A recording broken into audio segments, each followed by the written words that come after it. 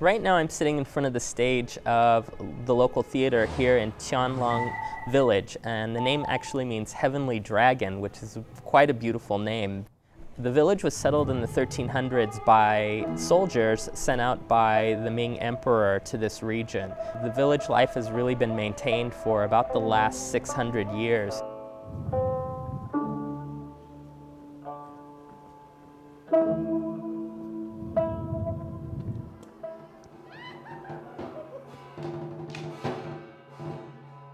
Today we got to see a performance of D opera, or ground opera. It's a traditional art form native to this region.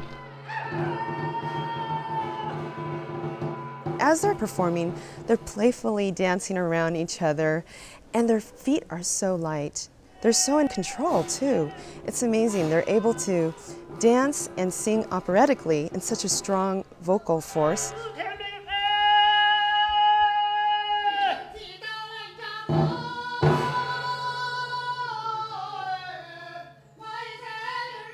Today we saw a performance of Mu Guiying, a very famous Chinese general who happens to be a woman.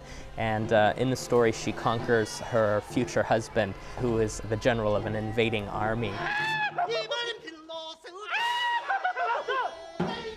Performers' costumes are really quite complicated, so there's a few layers of skirts that they wear, and all the fabrics are very highly embroidered. And as with any theatrical costume, there are always very bright colors. One thing that I thought was very interesting is the performers aren't called actors or performers like in the West. They're actually called god generals. So all of the performers in the D opera are male performers, or men. There's no women.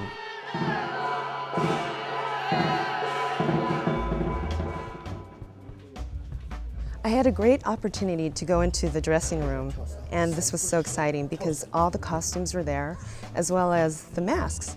There can be over 50 masks in one opera. Each mask had some expression on it, and they were telling me that the lips create the character as well as the stroke of an eyebrow. The female has a soft arch on her eyebrow, and the male has this strong brush stroke that goes up.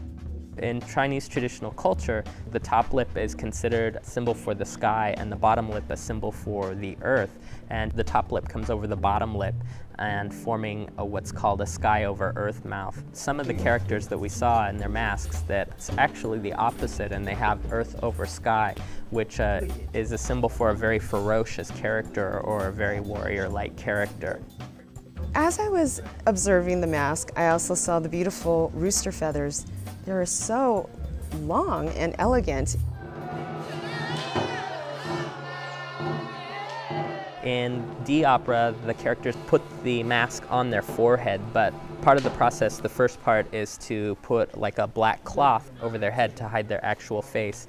It's actually a sheer where the eyes are, so they can see through the cloth while they're performing.